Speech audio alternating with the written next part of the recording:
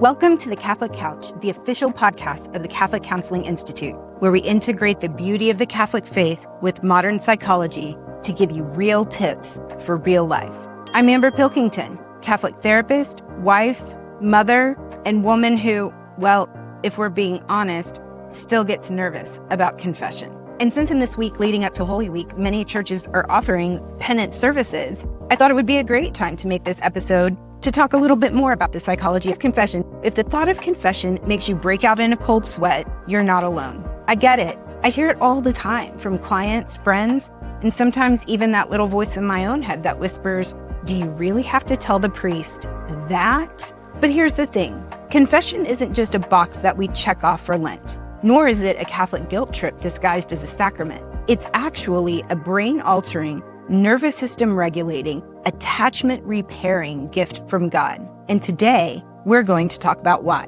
So if you've ever avoided the confessional, or if you've gone but left feeling just as anxious as before, stay with me. Today, we're going to unpack how confession rewires the brain, regulates your nervous system, and heals your deepest wounds, spiritually and psychologically. Let's go.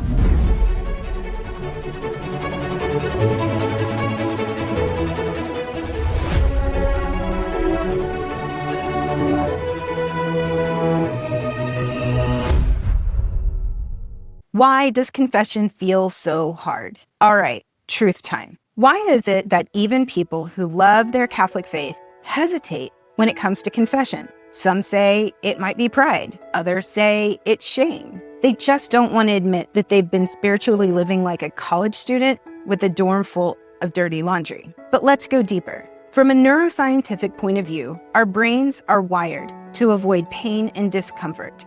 And admitting our sins, that's basically looking at our worst moments, holding them up to the light and saying, yep, I did that. Your brain doesn't love that.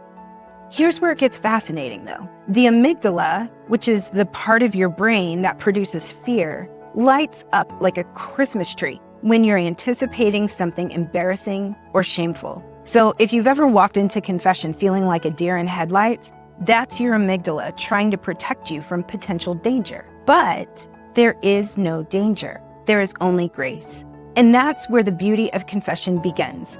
Because the very thing that makes it feel hard, facing our sin, is what starts the process of rewiring our brain for healing. So if you struggle to go, know this. Your hesitation isn't proof that you're a bad Catholic.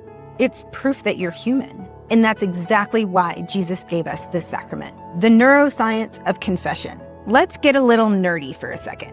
What actually happens in your brain when you confess your sin? First, we have a prefrontal cortex. This is the rational, decision-making part of your brain. When you process what you've done, reflect on it, and decide to go to confession, you're actually strengthening this part of your brain. Show that verbalizing emotions, naming them out loud, reduces their intensity. In other words, just by saying, Father, I've been impatient with my kids, your brain starts diffusing the emotional charge behind the sin. It's why therapists tell you to name your feelings. But Jesus, in his infinite wisdom, brought that right into confession. Second, let's talk about dopamine, reward chemical. Ever noticed how you feel lighter after confession? That's not just psychological and spiritual relief. It's neurological. Studies show that seeking forgiveness and experiencing mercy increases dopamine levels, the same neurotransmitter linked to motivation and joy. This means that when you walk out of confession feeling like you could run a spiritual marathon, that's not just grace, it's grace working through your brain's chemistry. God literally designed your brain to his mercy. Wow. Attachment, shame, and why confession is relational. Now let's talk about attachment, because how we approach confession often reflects our deepest relational wounds. If you grew up in a loving, secure environment, you probably see God as merciful. If you grew up in a house where love felt conditional, where mistakes were met not with compassion, but with punishment, then confession might feel terrifying. You might fear that God is disappointed in you. Here's the truth. The priest is acting in the person of Christ, and Christ is the safest attachment figure you will ever have. This is why Jesus doesn't say, I forgive you, but I'm still upset. He says, I forgive you. Go and sin no more. It's a clean slate.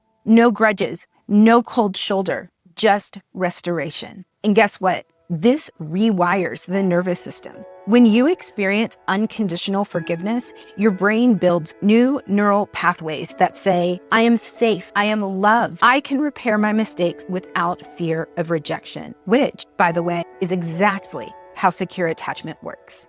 Confession as nervous system regulation. We've talked about brain chemistry, attachment, and emotion regulation, but there's one more piece I want to talk about. Your nervous system. According to polyvagal theory, when we sin, we shift into a dysregulated state. We either go into fight or flight with self-criticism, shame, and avoidance, or we shut down with the freeze mode. We're numb, distant, or avoiding prayer. Confession brings us back into regulation. That's why after confession, we often feel peaceful, clear-headed, and relieved. It's not just an emotion. It's your nervous system shifting back into a state of rest, connecting, and healing. God designed it that way, making confession a habit of healing. So where do we go from here? At the Catholic Counseling Institute, we always want to leave you with practical, on-the-ground steps that you can employ in real life. How do we use what we've learned to make confession less scary and more healing? I have 4 ideas.